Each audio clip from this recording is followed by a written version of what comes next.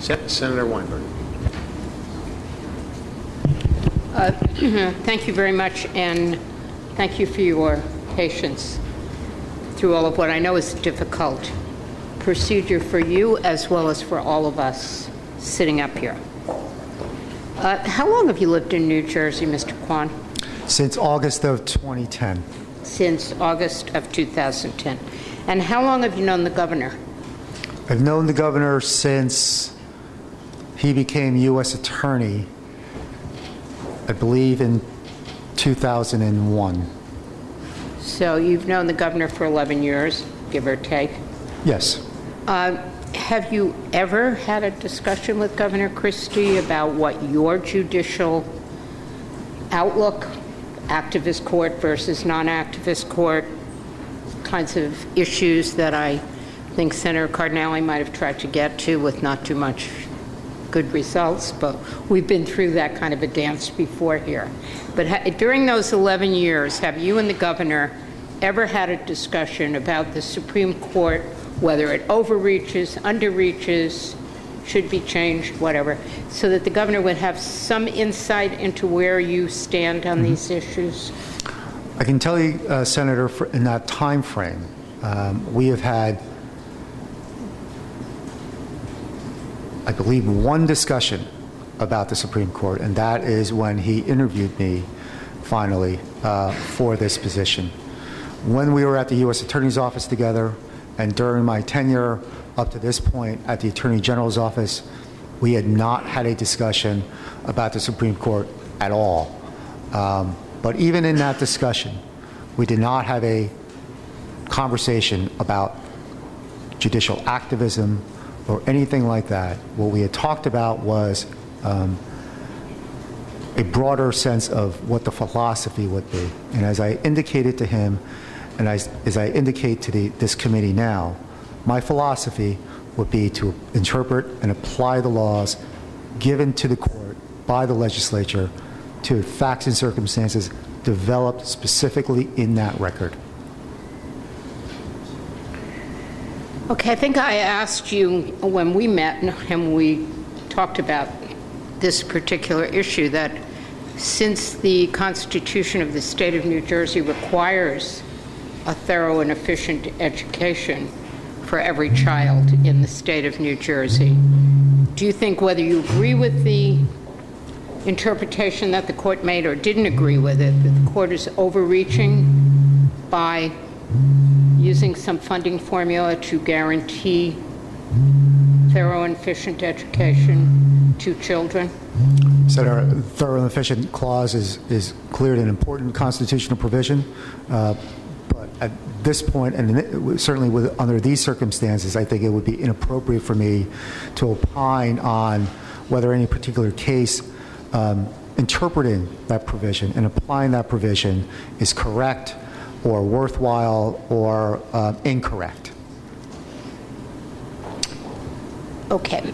Now, I would consider you were a member of the, first of all, you graduated a very fine law school, you're well educated, you were a member of the U.S. Attorney's Office, you've been a member of the Attorney General's staff for the last few years, so you should be a pretty sophisticated consumer. We have a good understanding of the laws of the state of New Jersey? Particular laws. The laws that I deal with mostly, which are criminal laws generally. Mm-hmm. Okay, I think in answer to Senator Cardinale's question, you really didn't know anything that was going on in the business that your wife had a 50% ownership of, in the business in which her very, and I think I'm quoting you more or less accurately, her substantial salary helped pay the bills for you, your family, and your household. But you knew nothing about that business until such time as they came to you and said we're being looked at by some group of Senator, federal. I'm sorry. Senator, I did not know of how she was making deposits at that store. As I indicated, and I can assure the committee, once I did find out, I explained to her what the issues were, and she stopped doing that. But I did not have any understanding or information as to how she was conducting her banking practices. Well, with all due respect, Mr. Kwon, you keep on saying she about your mother. But your wife was a half owner of that business. Oh, yes. And derives a fairly substantial salary. So therefore you have, and you're all living together, you have your mother and your wife, I guess, two of the closest associations that any human being has with other people. So I just find that a little troubling, that somehow none of this was ever discussed, or that you knew nothing about the banking processes, things that were followed in the business, where your wife, who was an investment banker, and I would assume also a sophisticated consumer about things, but I will accept what you said about that. Now I'd like to get for a moment to the partisan balance on the Supreme Court, if I may. You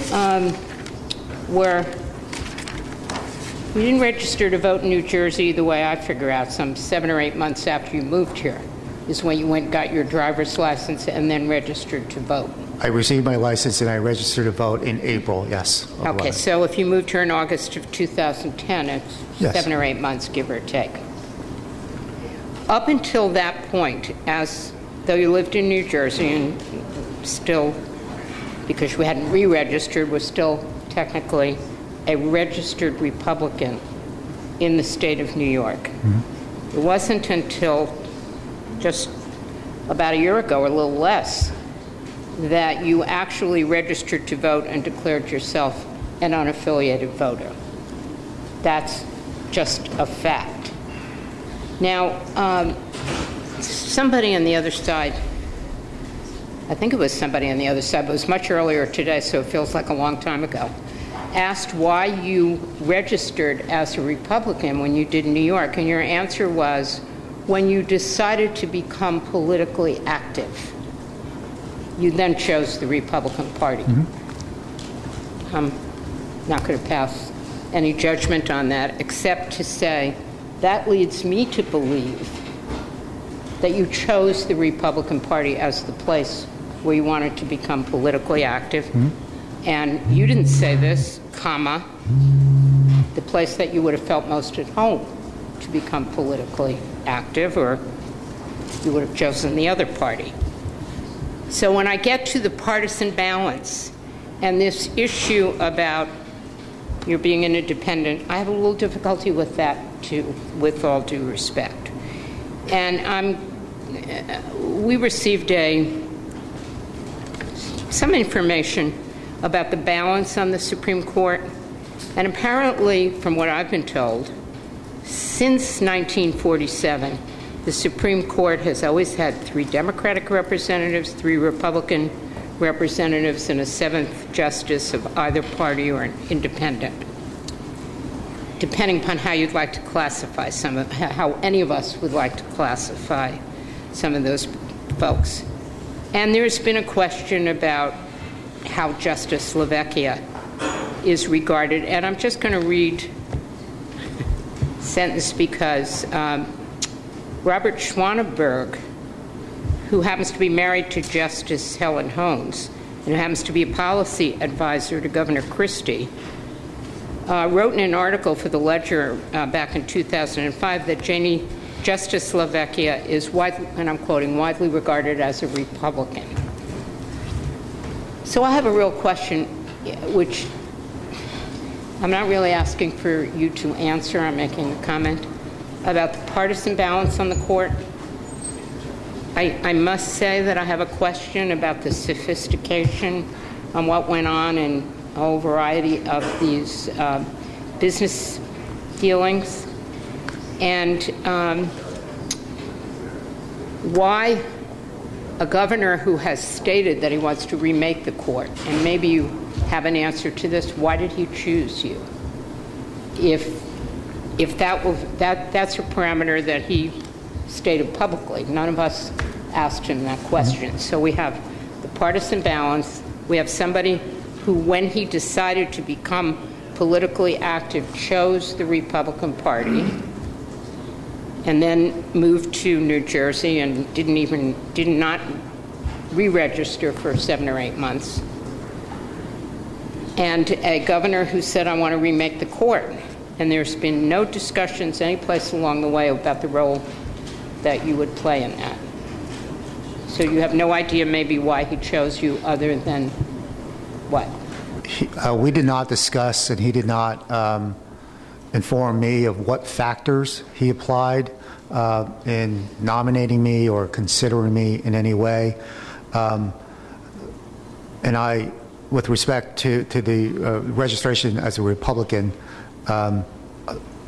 certainly I wanted to, as I indicated before, desired to get more politically engaged. I determined that after some time that I was more apolitical, and therefore that was the reason for my unaffiliation or unaffiliated party status. But with respect to the governor, we have never had a conversation about why he chose me.